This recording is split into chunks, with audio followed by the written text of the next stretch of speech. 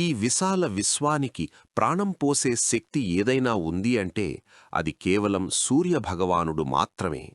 అందుకే మన పూర్వీకులు ఆకాశంలో కనిపించే సూర్యుడిని కేవలం ఒక గ్రహంగా కాకుండా మన కళ్లకు కనిపించే ఏకైక ప్రత్యక్ష దైవంగా భావించి పూజించారు.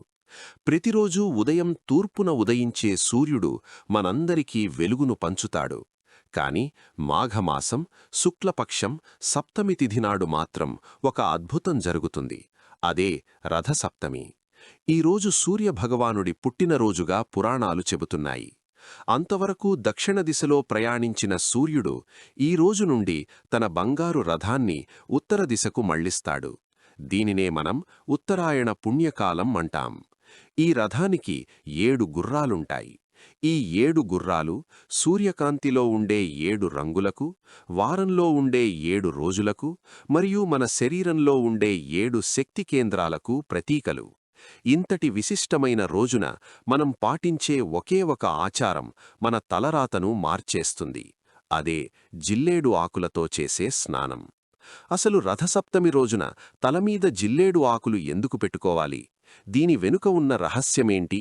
మన సంప్రదాయం ప్రకారం ఈరోజు ఉదయాన్నే లేచి 7 జిల్లేడు ఆకులు, వాటిమీద రేగుపళ్ళు, కొంచెం అక్షతలు, పసుపు వేసుకొని తలమీద పెట్టుకొని స్నానం చెయ్యాలి. అయితే ఈ 7 ఆకులను ఎక్కడ పడితే అక్కడ పెట్టుకోకూడదు. శాస్త్రం ప్రకారం ఒక ఆకును తలమీద, 2 ఆకులను భుజాలమీద, 2 ఆకులను మోకాళ్లమీద మరియు చివరి 2 ఆకులను పాదాలమీద పెట్టుకోవాలి. ఇలా చేయడం వల్ల మనం తెలిసిగాని తెలియకగాని ఈ జన్మలోనూ లేదా గత 7 జన్మలలో చేసిన పాపాలు నశించిపోతాయని నమ్మకం. మన శరీరంతో చేసిన పాపాలు, మన నోటి మాట ద్వారా చేసిన పాపాలు మరియు మన మనస్సులో అనుకున్న చెడు ఆలోచనల వల్ల కలిగిన పాపాలు అన్నీ సూర్యభగవానుడి కృప వల్ల తొలగిపోతాయి. అందుకే పెద్దలు సప్త సప్త మహాసప్త అనే మంత్రాన్ని జపిస్తూ స్నానం చేయమని చెబుతారు.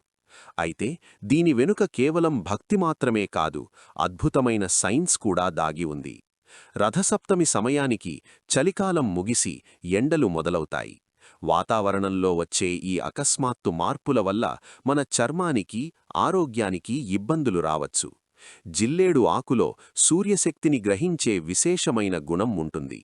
ఈ ఆకును తలమీద పెట్టుకొని సూర్యోదయ సమయంలో స్నానం చేయడం వల్ల ఆకులో ఉన్న ఔషధ గుణాలు నీటి ద్వారా మన శరీరంలోకి చేరతాయి.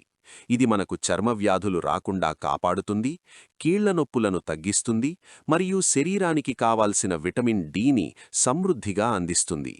అందుకే రథసప్తమిని ఆరోగ్య సప్తమి అని కూడా పిలుస్తారు. ఆరోగ్యం భాస్కరాది చేత్ అంటారు కదా, అంటే సంపూర్ణ ఆరోగ్యాన్ని ప్రసాదించేవాడు ఆ సూర్యుడే అని అర్థం. కాబట్టి ఈ రథసప్తమి రోజున మనం కూడా సూర్యోదయానికి ముందే నిద్రలేచి ఆ ఆదిత్యుడికి అర్ఘ్యం వదిలి మన సంప్రదాయాన్ని పాటిద్దాం. ఆ సూర్యనారాయణుడి అనుగ్రహం మనందరి మీద ఉండాలని, అందరూ ఆయురారోగ్యాలతో వర్ధిల్లాలని కోరుకుందాం. స్వస్తి.